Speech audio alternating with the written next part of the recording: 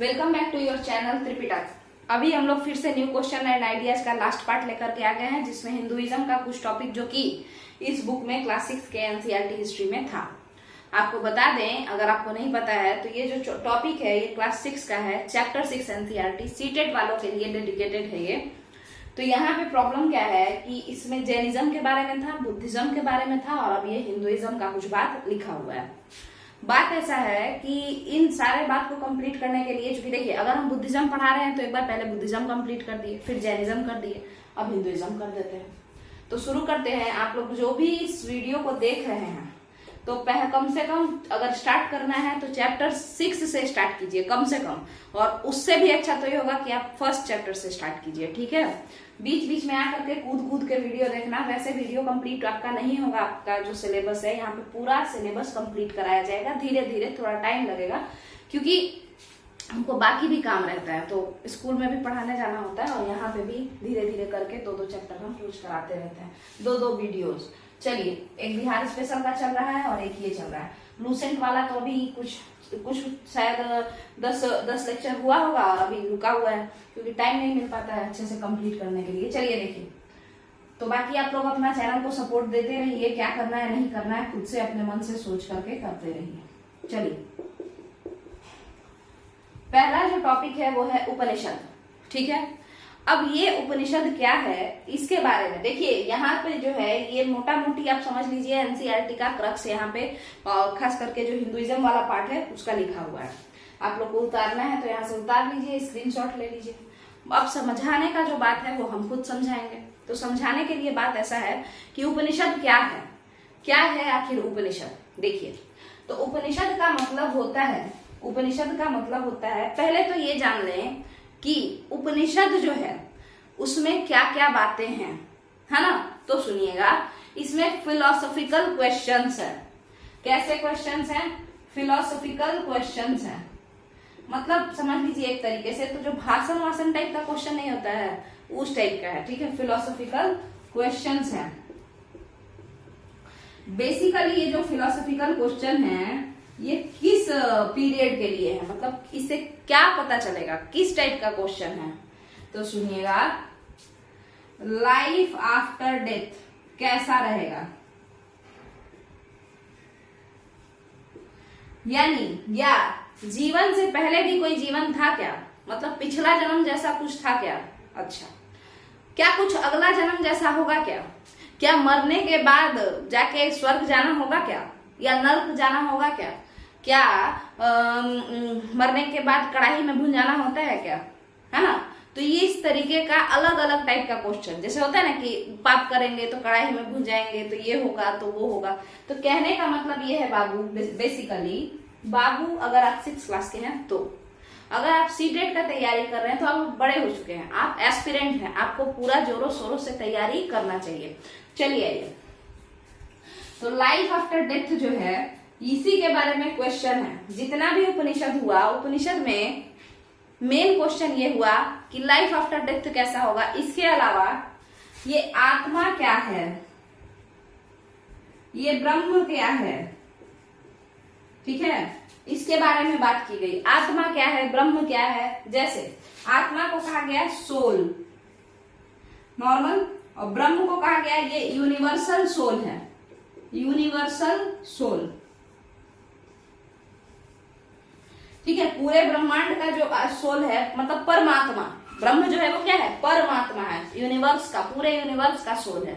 ऐसा कहा किसमें, उपनिषद में, समझिएगा। तो ये आत्मा सोल है और ये ब्रह्म यूनिवर्सल सोल है, हिंदी में परमात्मा है, हालांकि इंग्लिश में भी कह सकते हैं परमात्मा इसको। अब समझिएगा, कहा जाता है कि जितना भी आत्मा है, जितने भी सोल है, वो सारे किसके हैं, वो इसी ब्रह्म के हैं, परमात्मा के ही भाग हैं। मतलब जितने भी जीव हैं किसके भाग हैं, परमात्मा के ही भाग हैं। और परमात्मा और आत्मा दोनों एक दूसरे से क्या है, को रिलेटेड है, एक दूसरे से जुड़े हुए हैं, उसी का अंश है आत्मा। परमात्मा का ही अंश कौन है, आत्मा, और अंतिम में कहा जाना है, उसी में जाकर के मिल जाना है। तो यही सब बिना मतलब का जो क्वेश्चन होता है अगर आपके मन में आने लगे, आप समझ जाइए आप उपनिषदिक थिंकर हो गए हैं, ठीक है। जैसे देखिए, अभी हम लोग लाइफ जो हमारा है, ये लाइफ, प्रेजेंट लाइफ, इसमें इतना सारा प्रॉब्लम है। इस प्रॉब्लम को हम लोग कैसे सॉल्व करें, कहाँ से कैसे क्या क्या करें, कोई आइडिया नहीं है। हर इंसान अपने अपने लाइफ में स्ट्रगल कर रहा है, कोई ऐसे कर रहा है, कोई वैसे कर रहा है, कहीं ना कहीं से बेचारा फंसा हुआ है।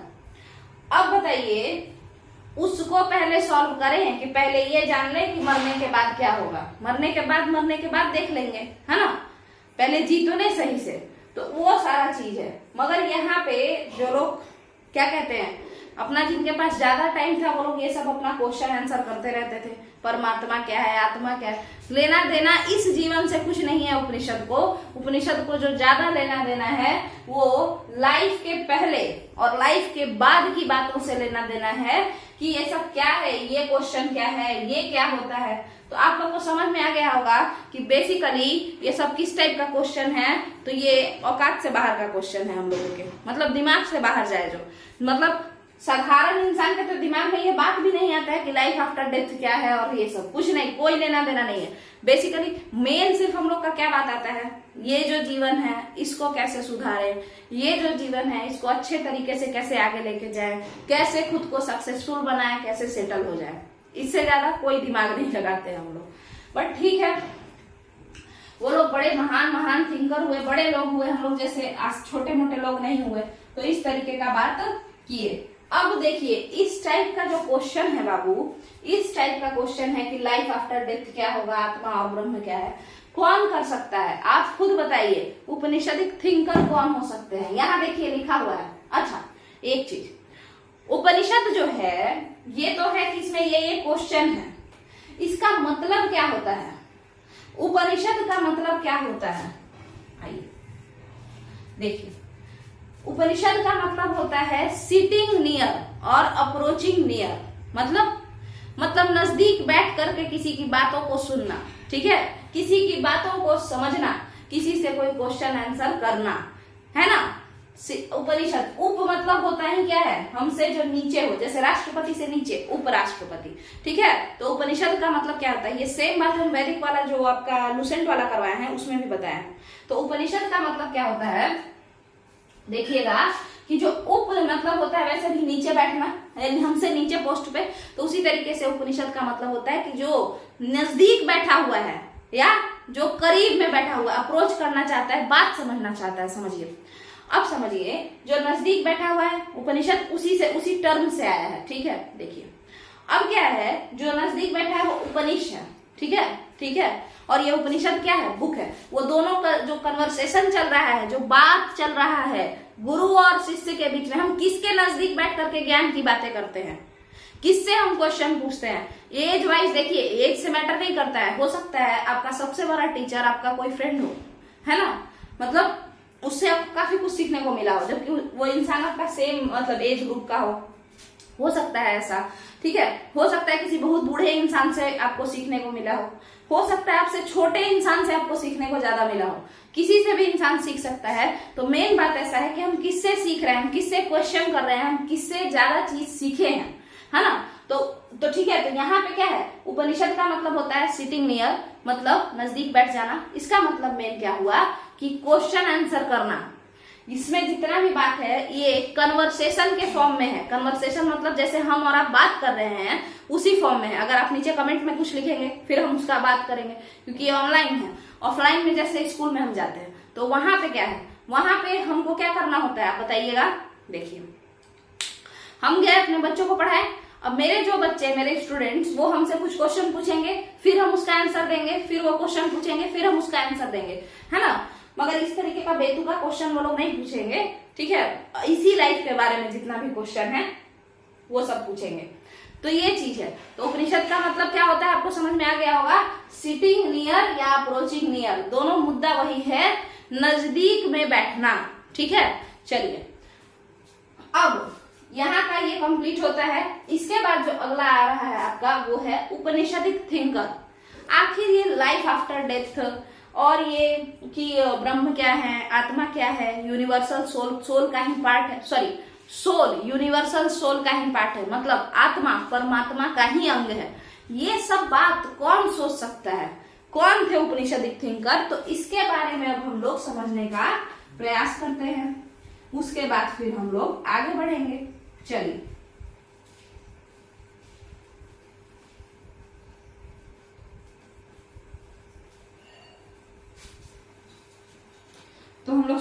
चलते हैं, यहाँ थोड़ा हम मिटा ले उसके बाद। देखिए उपनिषदिक थिंकर जो है वो लोग कैसे होंगे, जो इस टाइप का क्वेश्चन पूछता हो कि लाइफ के बाद क्या होगा। जाहिर सी बात है कि उसको इस लाइफ में दिक्कत तो नहीं होगा, क्योंकि अगर आप मिडिल क्लास से हो, अगर आप लोअर मिडिल क्लास से हो, या फिर अगर आप सीधे लो क्लास यानी पुअर, पॉवर्टी लाइन से नीचे इस टाइप के इंसान होते हैं, ऐसे भी लोग जैसे भी हो जिनका इकोनॉमिक कंडीशन उतना अच्छा नहीं है, ठीक है, अगर आप उस क्लास से बिलोंग करते हैं तो आपके पास बिल्कुल फुर्सत ही नहीं होगा ये सोचने के लिए कि आफ्टर लाइफ मेरा क्या होगा, क्योंकि आपका तो ये वाला लाइफ ही अजीब चल रहा है ना। तो आप पहले इस वाले लाइफ को ही सॉल्व करेंगे, प्रॉब्लम उसका सॉल्व करेंगे, उसको टैकल करेंगे, आफ्टर लाइफ का बाद में देखेंगे ना, मरने के बाद। तो जाहिर सी बात है, आप खुद बताइए कि उपनिषदिक थिंकर कौन हो सकते हैं। एक सेकंड, ये चल नहीं रहा है सर, उपनिषदिक थिंकर कौन हो सकते हैं आप खुद बताइए। तो अमीर लोग, रिच इंसान ही हो सकता है, उसी के पास इतना फालतू का फुर्सत है ना। तो उपनिषदिक थिंकर ज्यादा जो हुए वो अमीर लोग हुए। अमीरों में कौन कौन हो सकते हैं? अच्छा, अमीर हो सकता है या फिर कैसा इंसान हो सकता है जिसको दुनिया से मोह माया ही नहीं हो, जिसके पास ना तो प्रॉपर्टी कंजर्व करने का शौक हो और ना ही उनको क्या हो, ना ही उनको ऐसा लगे कि भाई पैसा कमाना है, ना ही उनको ऐसा लगे कि पैसा बचाना है ना। उनको, उनके माइंड में हमेशा चलता है खाली हाथ आए हैं, खाली हाथ जाना है। तो ऐसे लोगों के पास भी बहुत सारा टाइम है। तो हो सकता है एक तो रिच जैसे राजा, या आप कह लीजिए क्षत्रिय, ये लोग बड़ा सोचे। मतलब कई सारे ऐसे हुए क्षत्रिय लोग जो कि सोचे ये सब बात, ठीक है, उनके पास पैसा ज्यादा था। दूसरा कोई सन्यासी, इसको पैसा का लोभ ही नहीं था, लाइफ का लोभ ही नहीं था, तो ये सोचा भाई आफ्टर लाइफ ही पता करते हैं, क्योंकि इस लाइफ में मजा उतना नहीं आ रहा है। तो देखिए सन्यासी आप कह सकते हैं, संत आप कह सकते हैं, ब्राह्मण, जो लोग पढ़ाई लिखाई करते थे ना, कुछ लोग ऋषि लोग, ऋषि ब्राह्मण हटा करके आप यहाँ पे ऋषि कह सकते हैं, जैसे गौतम ऋषि, ये ऋषि वो ऋषि। तो ये लोग जो है वो लोग ये सब बात करते थे, ठीक है, संत महात्मा लोग। और उसके अलावा राजा लोग जिनके पास पैसा ज्यादा था, तो वो लोग भी इस सब बात में थोड़ा बहुत अपना दिमाग लगाते रहते थे। आपको समझ में आ गया होगा। तो देखिए अब बात करते हैं रिच में भी, रिच लोगों में भी किसके पास और ज्यादा फुर्सत, तो मेन के पास, मेल मेंबर के पास, ठीक है, मेन। देखिए फीमेल जो है, वुमेन जो है, उन लोगों को चाहे वो रिच हो या फिर वो पुअर हो, उनके पास उतना पावर नहीं है कि अपने मन से जो मन में आए वो सोचे। उनको सब पागल पागल कह के बुलाने लगेगा।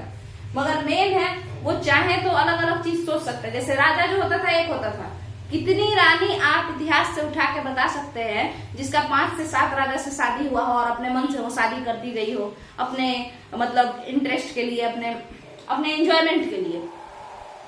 ऐसा तो नहीं होता था। तो इसका मतलब है कि राजा लोग का क्या था, राजा लोग उस समय सुप्रीम चल रहा था, है ना, ज्यादा पावर था उन लोगों के पास। इसका मतलब है कि जो मेन सेक्शन ऑफ सोसाइटी था उसके पास पावर ज्यादा था, ठीक है।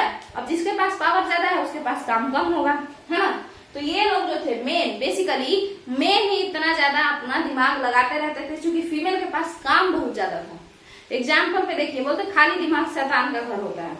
जैसे समझिए, इस बात को समझिए, जैसे अगर आप खाली बैठे रहे हर वक्त, तो अलग अलग टाइप का थॉट आपके दिमाग में आते रहता है। ये हमसे ऐसे क्यों बोला, वो हमसे ऐसे क्यों बोला, ये क्या हुआ, वो क्या हुआ, आज से 10 साल पहले जो मेरे साथ हुआ वो क्यों हुआ, है ना। तो इतना सारा दिमाग आते रहता है ना। मगर वही अगर काम में रहे तो आज मेरे साथ क्या हुआ और आज कौन मेरे साथ क्या किया, ये भी इंसान भूल जाता है। उसको याद नहीं रहता है कि अभी कल मेरे साथ क्या हुआ था, और ये सब उसको फालतू लोगों से कोई लेना देना फिर नहीं रहता है, ना ही फालतू बातों से लेना देना रहता है।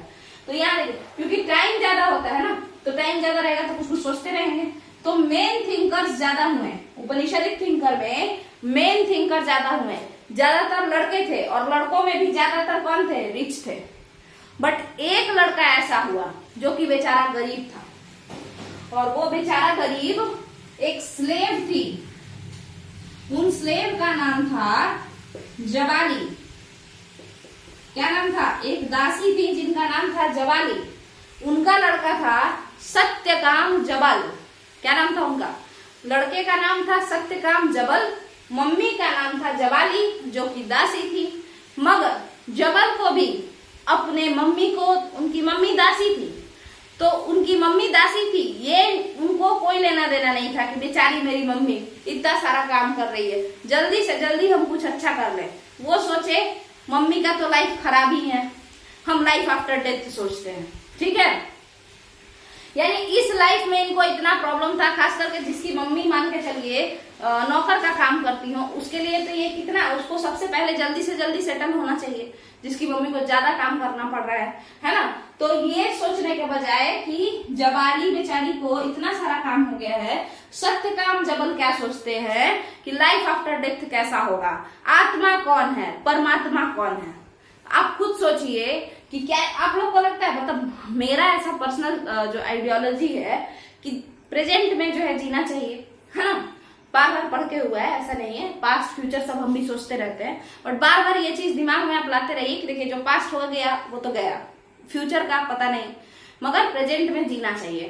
तो क्या हुआ है कि स्लेव जो थी उनकी माता, उसके बावजूद भी सत्यकाम जबल ये नहीं सोचे कि हम कुछ और अच्छा काम करते हैं, बड़े ब्राह्मण बन जाते हैं या कोई राजा बन जाते हैं, ताकि मेरी मम्मी का स्लेव से वो एक अच्छा लाइफ जीना शुरू कर दे।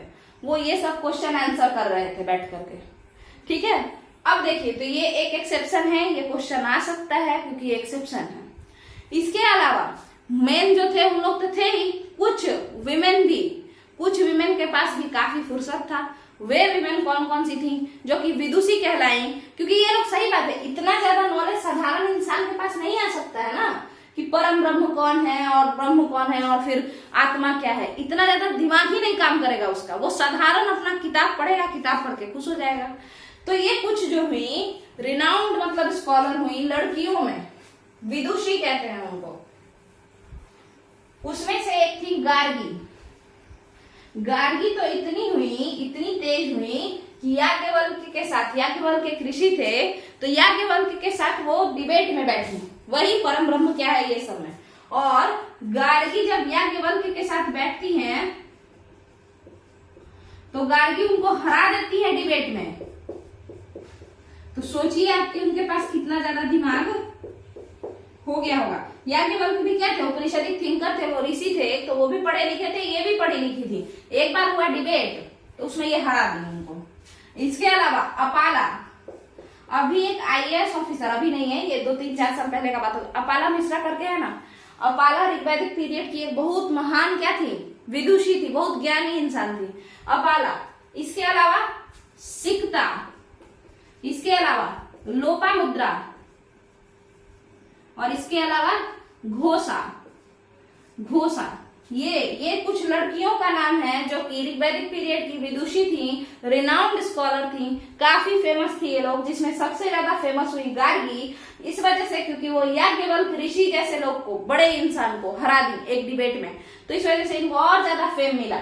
गार्गी कहाँ रहती थी तो याद कीजिए आप लोग, याद कहाँ से कीजिएगा अगर पता नहीं होगा तो। देखिए गार्गी जो है वो रहती थी आपके वहां पे, ये गार्गी वाला हम उसमें बताया नहीं है, बिहार जीके में भी है ये गार्गी का टॉपिक, तो इसीलिए हम अभी वो नहीं बताया। देखिए गार्गी जो रहती थी वो कहाँ रहती थी, आपके जो माता सीता का घर कहाँ हुआ बताइए, विदेह, मिथिला, है ना। तो विदेह उसको बोला जाता था। तो विदेह राजा जनक जो थे तो उन्हीं के यहाँ गार्गी रहती थी। वो माता सीता वाले के पिताजी नहीं, दूसरे, बाद में जैसे होता है ना एक ही टाइटल, जनक टाइटल कई लोग लगाए, तो आपके विदेह साम्राज्य में ही गार्गी रहा करती थी, ठीक है।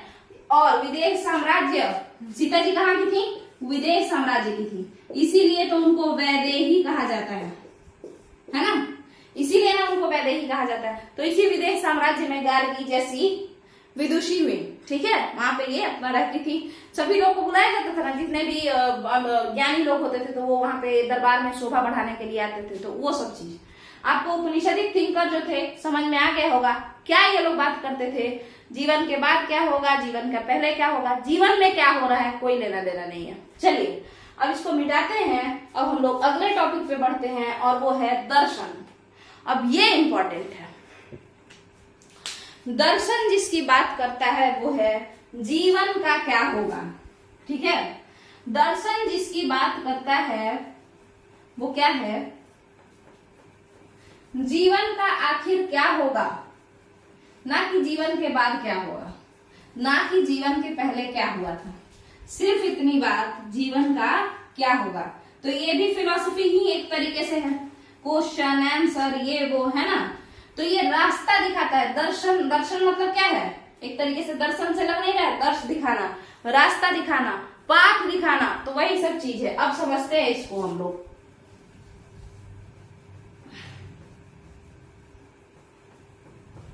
इसको जरा हम रब कर लें, उसके बाद आगे बढ़ते हैं। तो दर्शन क्या कहता है, चलिए, दर्शन कहता है कि भाई रास्ता दिखाना है, किसका, इस लाइफ का, जो आपका लाइफ है उसका। इसको कहते हैं एक्सप्लोरेशन ऑफ ट्रुथ, सत्य को एक्सप्लोर करना अलग अलग मेथड से। कभी आप सुने होंगे, चलो कुछ नया एक्सप्लोर करते हैं, कोई नया डिश ट्राई करके देखते हैं, है ना। तो उसी तरीके से सत्य को खोजना है, इस लाइफ का रियल सत्य क्या है, इस लाइफ का, पिछला लाइफ अगला लाइफ नहीं, उसके लिए उपनिषद है। इस लाइफ का सत्य क्या है, आप लोग खुद बताइए। तो कैसे बताए भाई, तो चलो अलग अलग मेथड से खोजते हैं। तो वही जो अलग अलग मेथड से ट्रुथ को एक्सप्लोर किया गया, एक्सप्लोर करना मतलब आप लोग अच्छे से समझ लें, जैसे कहते हैं ना, चलो कुछ नया ट्राई करके देखते हैं, यही कुछ नया ही एक्सप्लोर करना होता है, ठीक है। तो सत्य की खोज, जो हम एक्सप्लोर कर करके सत्य को खोजे हैं इस लाइफ के, उसी को हम लोग क्या कहते हैं, एक्सप्लोरेशन ऑफ ट्रुथ कहते हैं। आपको समझ में आ गया होगा। अगला समझिए, तो जो दर्शन है यानी सत्य के खोजने का जो तरीका है वो 6 दिया गया आपके इंडियन मतलब जो इंडियन सोसाइटी है उसमें, ठीक है, या सनातन धर्म कहिए उसमें। तो यहाँ पे क्या दिया गया, 6 दर्शन दिया गया। इसको षड दर्शन भी कहा गया। क्या कहा गया, षड दर्शन ये कहा गया, या 6 स्कूल्स ऑफ फिलोसफी भी कहा गया। अब पहला जो हुआ, पहला दूसरा क्या, ये 6 का नाम एक एक करके हम ले लेते हैं। चलिए, वैशेषिक दर्शन, वैशेषिक। अब आप खुद बताइए कि एटम का नाम, एटम जो खोजा गया तो उसका नाम डाल्टन से जोड़ा जाता है ना, और बाकी लोगों से भी, कई सारे वैज्ञानिकों से जोड़ा जाता है। बट एक इंसान, वैशेषिक दर्शन के जो फाउंडर हैं, उनका नाम था ऋषि कनाड। इनका एक और स्पेलिंग होता है कोनाड। तो ऋषि कनाड या कोनाड, ये जो है एक दर्शन लेके आए जिसको हम लोग वैशेषिक दर्शन कहते हैं, जिसमें इन्होंने परमाणुओं की चर्चा की। अब ये परमाणु क्या होता है, वो बम नहीं, अणु, अणु सबसे छोटा होता है, नहीं, अणु हुआ, और अणु को भी, अणु जिस चीज से, जैसे देखिए, अणु मतलब वो चीज, बोला गया कि अणु क्या है, तो अणु वो चीज है जिससे कि शरीर बना है, या जीव बना है, या कोई भी सबस्टांस बना है, अणु वो चीज है। और उस अणु को मान के चलिए, ये अणु है, छोटा चीज जिससे कि सब चीज बना है, इसको अगर टुकड़ों टुकड़ों टुकड़ों में तोड़ दे तो वो क्या हो जाएगा, परम अणु। मतलब अणु से भी छोटा जो है वो परम अणु है, परम अणु, और इसीलिए उसका नाम पड़ गया परमाणु। ठीक है, समझ में आ गया होगा। तो ये एटम के पहले का कॉन्सेप्ट जो दिए वो वैशेषिक दर्शन के कोनाड दिए थे, ठीक है, या कनाड, ऋषि कनाड। अब समझिएगा अगला, इसके बाद आया न्याय दर्शन।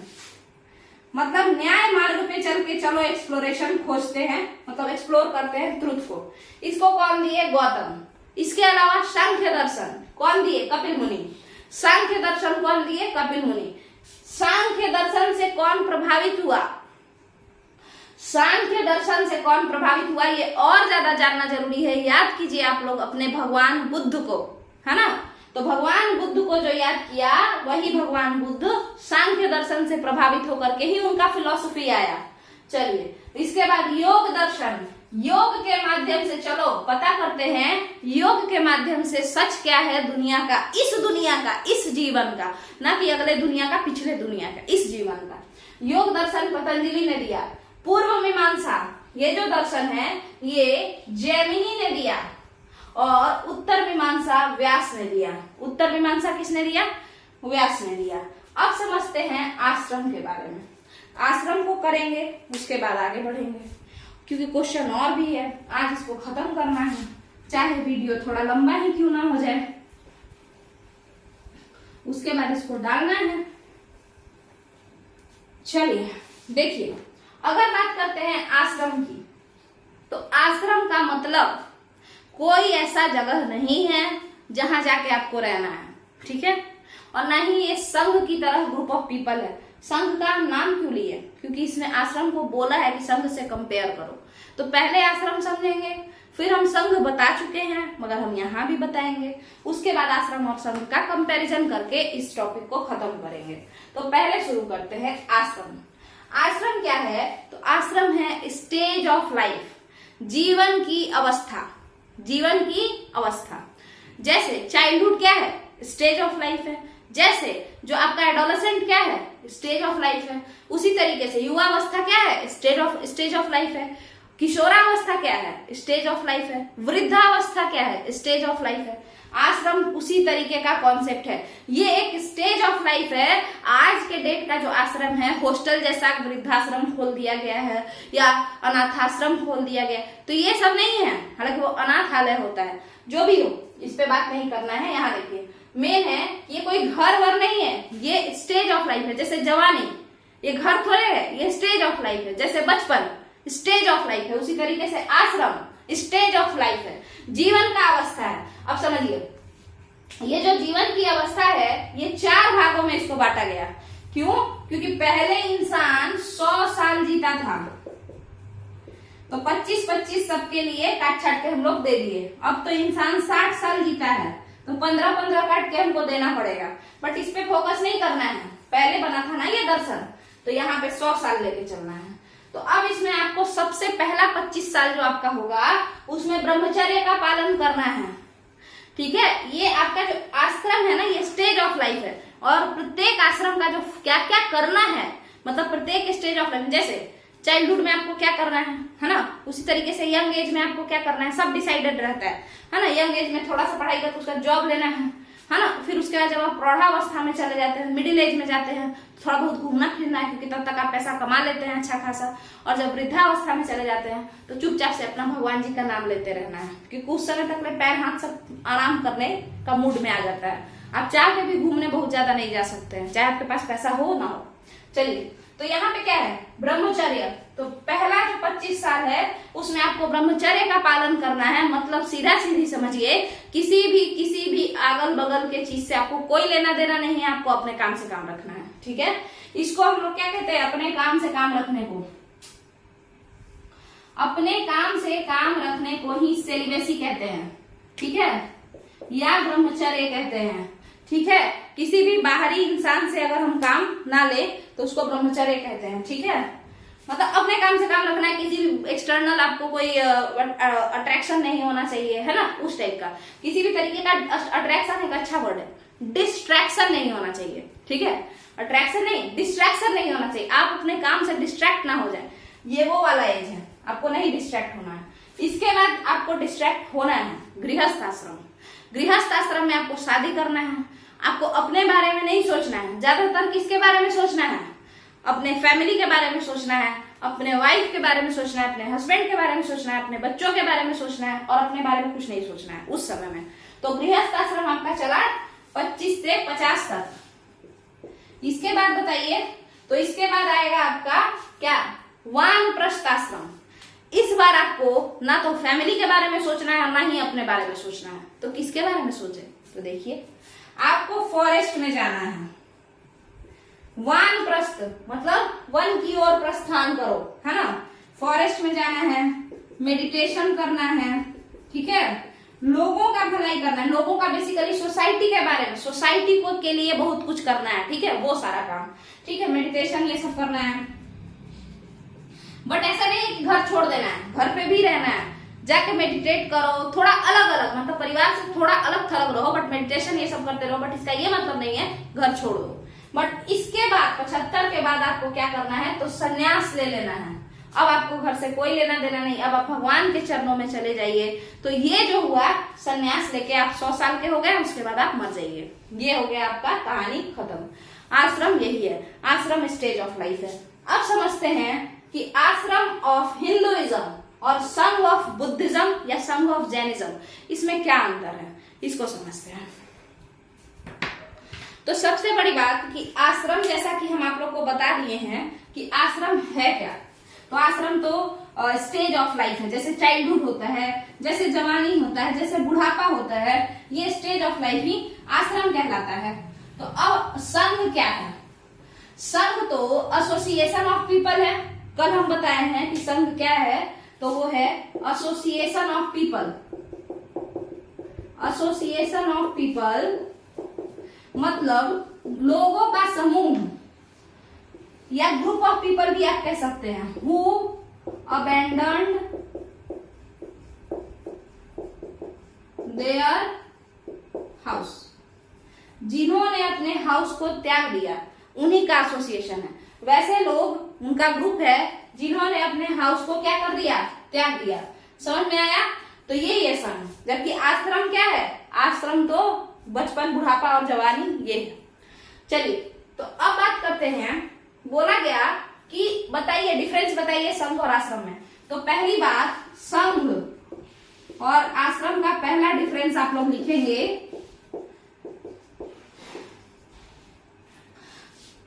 कोई नोट्स बनाता है क्या? नीचे कमेंट में बताइए।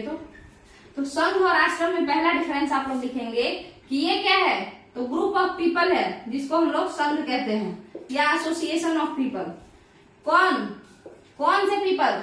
जो कि अपना घर छोड़ दिए हैं, है ना, तो हु लेफ्ट हाउस। ठीक है। आश्रम क्या है? ग्रुप ऑफ पीपल नहीं है, स्टेज ऑफ लाइफ है। ठीक है, ये कोई ग्रुप ऑफ पीपल, लोगों का समूह, ये सब नहीं है, एक स्टेज ऑफ लाइफ है, एक पाथ है जिसको इस तरीके से फॉलो करना है। अगला, ये किसके लिए है? वो लोग जो कि किसी को घर पर नहीं छोड़ना है, सारा हर टाइप के एज में अलग अलग काम करना है। ठीक है, तो घर नहीं छोड़ना है, हाउस नहीं रहना है, मतलब शादी भी करना है, पढ़ाई भी करना है, फिर घर भी छोड़ना है, सब चीज करना है। मतलब पहले शायद पढ़ाई करना है, फिर शादी करना है, उसके बाद शादी करने के बाद फिर मेडिटेशन, सारा शादी वाला मामला निपटा के फिर मेडिटेशन करना है। मेडिटेशन निपटा के थोड़ा बहुत सोसाइटी का समाज सेवा करके उसके बाद अपने संन्यास जीवन ले लेना है। यानी आपका पूरा स्टेज ऑफ लाइफ को जीना है। ये बाईपास वाला जो रोड है, होता है ना कि पूरा, देखिए, जो इंसान गृहस्थ जीवन जीता है वो ज्यादा टफ है ना। अगर कोई इंसान शादी ना करे उसके लिए ज्यादा आसान है ना। मगर अगर वो शादी कर लिया और उस शादी को अच्छे से निभा रहा है तो वो ज्यादा टफ है। ऐसे तो शादी कोई भी कर ले, बट अगर आप अच्छे से निभा रहे हैं अपने शादी को, अपने बच्चा का केयर अच्छे से कर रहे हैं, अपनी वाइफ का केयर अच्छे से कर रहे हैं, अपने हस्बैंड का केयर अच्छे से कर रहे हैं, तो फिर आप क्या कर रहे हैं, आप उसमें अपना 100% दे रहे हैं, तो ये काफी टफ है ना। मगर वही अगर कोई सन्यासी है, चुपचाप से अपना लोटिया डुबरी उठाओ और चल दो, है ना। उसको कहा गया है, कितने लोग कंपेयर किए हैं सन्यास जीवन को, कि ये अगर भीड़ है, रोड है ना, तो रोड पे पूरा भीड़ है, और अगर हम बाईपास से निकल जाए, किनारे से निकल जाए, तो वही, तो जीवन रूपी रोड के जो किनारे से निकल जाता है वो सन्यासी होता है। और उससे ज्यादा हार्ड कहा गया है कि गृहस्थ जीवन है, जिसमें बहुत ज्यादा टफ लाइफ है और रोलर कोस्टर बना हुआ है। कभी तो आपको ऊंचा, मतलब हाई लेवल पे आप रहेंगे अपने फैमिली के साथ, तो कभी नीचे फील भी करेंगे। जैसे मान के चलिए आपके फैमिली में कोई इंसान कुछ गलती कर दिया, तो उस इंसान के वजह से आपको बिना मतलब का भोगना पड़ेगा, है ना, दुख उठाना पड़ेगा, उस इंसान के वजह से बार बार आपको झेलना पड़ेगा, है ना। और अगर आप अकेले रहते तो आप अगर कुछ गलती करते तो अकेले आप भोगते, अगर आप कुछ अच्छा करते तो उसका सारा जो ये है, क्या बोलते हैं उसको, जितना भी फायदा होता वो आपको मिलता, सारा प्रॉफिट आपको मिलता। बट वही अगर आप फैमिली के साथ हैं तो अगर कोई प्रॉफिट होगा तो उसमें आपको मिले ना मिले, मगर अगर कोई लॉस होगा, किसी तरीके का प्रॉब्लम होगा, तो उसमें आपको झेलना पड़ेगा। ठीक है, तो ये जो गृहस्थ लाइफ है ये ज्यादा टफ बताया गया है, कुछ किसके द्वारा, कुछ फिलोसोफर्स के द्वारा। इसमें से एक गुरु नानक भी थे। गुरु नानक ने भी कहा कि घर वर छोड़ने वाले उतने काबिल नहीं है जितना घर को बना के रखने वाले काबिल है। समझ में आया? चलिए, तो ये लोग जो थे, हर टाइप का लाइफ का एंजॉय करना है, हर टाइप के लाइफ को देखना है, एंजॉय क्या ही करना है, मैंने कि उस सारे लाइफ का जो स्टेज है उसको अच्छे से उसका सारा काम कर देना है। ठीक है, ये हो गया। इसके बाद संघ में कोई भी आ सकता था। ये संघ हर जाति के लोगों को के लिए था, और ये संघ किसी को ऊंची जाति नीची जाति नहीं कहता था। संघ कहता था कि जिस तरीके से नदी समुद्र में जाने के बाद एक हो जाती है, चाहे वो ब्रह्मपुत्र का पानी हो या गंगा का पानी हो या गोदावरी का पानी हो, सारा पानी एक हो गया है ना, सब समुद्र का पानी कहलाएगा। उसी तरीके से संघ में चाहे राजपूत आए, चाहे क्षत्रिय, चाहे ब्राह्मण, चाहे शूद्र, कोई भी आए, सब संघ में आने के बाद भिक्षु कहलाएगा, एक हो जाएगा। कुछ उसका ऊंचा जाति और नीचे जाति का वो नहीं कहलाएगा। तो संघ सारे कास्ट के लिए था, ऑल दी 4 कास्ट। मगर आपका जो आश्रम जो है मेथड, इसको फॉलो करना था किसको, तो 3 ही जात को, ब्राह्मण, क्षत्रिय और वैश्य। शूद्रों को कहीं भी इज्जत नहीं दिया गया यहाँ पे, खास करके यहाँ पे इन सारे जो पता नहीं कैसे सब लिखता था, क्या ही लिखता था, तो उन लोगों को क्या कहा गया, शूद्र को और स्त्री को, फीमेल को और शूद्र को, इन 2 लोगों को हर बार बेइज्जत किया गया। ठीक है, अब फीमेल कोई भी हो, चाहे ब्राह्मण की फीमेल हो, क्षत्रिय फीमेल हो या वैश्य फीमेल हो, कोई भी फीमेल हो, तो कहा गया कि भाई शूद्र क्या है, तो वो तो इन तीनों की सेवा के लिए है ना, तो वो अपना आश्रम मेंटेन करने लगे। एग्जाम्पल के तौर पे समझिए कि जो ये तीनों की सेवा के लिए कहे कि ब्रह्मचर्य का पालन कर रहे हैं, अभी तो पढ़ाई करना है, अभी आपका सेवा नहीं करेंगे। उसके बाद फिर शादी करने का कहेगा, अभी तो गृहस्थ का पालन कर रहे हैं ना, अभी टाइम कहाँ है मेरे पास सेवा करने का, अभी अपना काम कर रहे हैं। वानप्रस्थ मेडिटेशन कर रहे हैं, अभी टाइम नहीं है आपका सेवा करने का। तो खुद बताइए वो किस लिए है, वो सर्व करने के लिए है ना तीनों को। तो बताइए, तो फिर उस वजह से ही इन लोगों को इस आश्रम सिस्टम से हटा दिया गया कि आपको ये फॉलो करने का जरूरत नहीं है, आप अपना बस काम कीजिए, आपका एक काम है सर्व करना। उसी तरीके से फीमेल को बोला गया कि आप यहाँ पे आश्रम को फॉलो कीजिए, कुछ नहीं, सर्व कीजिए। तो फीमेल और शूद्र को आश्रम का कोई लेना देना नहीं था कि क्या क्या करना है, स्टेजेस ऑफ लाइफ, ये केवल अपर क्लास और वैसे ये सब जो भी है, तो उन लोगों का जो है, तीनों कास्ट जो है उनके मेल मेंबर का था ये वाला फॉलो करना। ठीक है, जबकि बताइए जेंडर भी, बुद्धिज्म में जेंडर से कोई लेना देना नहीं है, आप भिक्षु हैं या भिक्षु नहीं है, कोई फर्क नहीं पड़ता है। ठीक है, जैनिज्म भी कहता है कि भाई भिक्षु भी आ सकते हैं, भिक्षुणी भी आ सकते हैं, बट यहाँ पे एक दिक्कत है। ये लोग कहते हैं, जैनिज्म में कहा, महावीर कहते हैं कि देखो, अगर तुम क्या हो, लड़की हो, तो पहले अच्छा काम करो, लड़की भिक्षुणी मतलब हो तो अच्छा काम करो, तो अगले जन्म में, सुनिएगा ध्यान से सुनिएगा, जेंडर डिस्पैरिटी यहाँ पे देखने को मिलेगा आपको। अगर आप लड़का हैं, मॉन्क बनते हैं, अच्छा काम कीजिए, इसी जन्म में आपको मोक्ष की प्राप्ति हो जाएगी। मगर अगर आप लड़की हैं, अच्छा काम कीजिए, मॉन्क बनिए, नन बनिए, भिक्षुणी बनिए, उसके बाद अच्छा काम कीजिए, तो अगले जन्म में आप लड़का बन के जन्म लेंगी, और फिर लड़का बनने के बाद, भिक्षु बनने के बाद, फिर से मतलब लड़का जन्म ले ली तो फिर आप भिक्षु बन जाइए, फिर भिक्षु बनने के बाद आपको इस अगले जन्म में ये मिल जाएगा, मोक्ष मिल जाएगा। इसका मतलब है कि कहीं ना कहीं वो फीमेल जो जेंडर है, तो उसको क्या किया, उसको जैनिज्म भी नीचा दिखाया है ना, कि नहीं तुम लोग का पाप है। बोला गया कि तुम फीमेल हो, पिछले जन्म का पाप है, तुम गरीब हो, पिछले जन्म का पाप है, तुम शेड्यूल कास्ट हो, पिछले जन्म का पाप है। पहले अच्छा काम करो, उसके बाद शेड्यूल कास्ट जैसे अच्छा काम कर लिए, अगले जन्म में अपर कास्ट बन के आओ, फिर मॉन्क बनो, फिर मॉन्क बनने के बाद तब मोक्ष मिलेगा। तो कहीं ना कहीं जैनिज्म भी इन सभी चीजों में पड़ा हुआ था। जैनिज्म के ग्रोथ नहीं होने का एक और कारण है कि जो जैनिज्म हिंदुइज्म के आडंबरों को छोड़ करके बाहर निकला, उस आडंबरों की ही वजह से ना ये नया धर्म बना। जैनिज्म पूरी तरीके से उन आडंबरों से बाहर हटा ही नहीं, वो अपने साथ उन आडंबरों को लेकर के गया, उन ढोंग को, वो सारे ऑर्थोडॉक्स जो विचारधारा है, जो थॉट है, उनको वो अपने साथ अपने कंधे पे लेकर के हिंदुइज्म से बाहर निकला, जिस कारण से ही जैनिज्म इतना ज्यादा और आगे नहीं बढ़ा। इसके अलावा उसका स्ट्रिक्ट नेचर भी जैनिज्म को रोका आगे बढ़ने से। चलिए आगे समझते हैं, आपको समझ में आ गया होगा मेरे हिसाब से, ये जेंडर और ये सब। तो यहाँ पे संघ क्या है, ये सब है ना। संघ में जेंडर का कुछ लेना देना ही नहीं है, अपना आओ भिक्षु भिक्षुणी सब बनो। जबकि यहाँ पे जेंडर का कोई रोल ही नहीं है, फीमेल जेंडर का मतलब फेमिनिन जेंडर जो है, तो उन लोगों का तो कोई रोल ही नहीं है। कास्टिज्म है यहाँ पे कास्टिज्म है नहीं है, 4 कास्ट अलाउड, यहाँ कास्टिज्म अपने पीक पे है। उन लोगों को सीधे हटा दिया कि भाई अगर ये लोग शूद्र पढ़ाई लिखाई करने लगेंगे, मेडिटेशन करने लगेंगे, अपना घर द्वार बसाने के चक्कर में खाली रहेंगे, तो सेवा कौन करेगा। फीमेल अगर आश्रम जीवन फॉलो करेगी तो सेवा कौन करेगा। तो इसीलिए चलो इन लोगों को ठगते हैं, ठीक है। तो इस तरीके से पूरा ढोंग आडंबर रचा गया। मेरे हिसाब से आप लोगों का ये जो चैप्टर है अब कंप्लीट हो गया है, इसमें और कुछ भी नहीं बताना है। कुछ नया ऐसा है ही नहीं। अब इसमें आपका कंप्लीट हो गया ये चैप्टर। अगर आप लोग को ये वीडियो पसंद आया हो तो वीडियो को क्या करना है बताइए, लाइक कीजिए, उसके अलावा शेयर कीजिए, उसके अलावा वीडियो को नहीं बल्कि चैनल को सब्सक्राइब कीजिए और नीचे कमेंट में बताइए कि आप लोगों को ये वीडियो कैसा लगा। शेयर कहाँ कहाँ करना है, फेसबुक पे कीजिए, व्हाट्सएप पे कीजिए, इंस्टा पे कीजिए, यानी कि सोशल मीडिया पे कीजिए। चलिए, अगर आप लोग को ये वीडियो पसंद आया है तो लाइक करते रहिए। Thank you.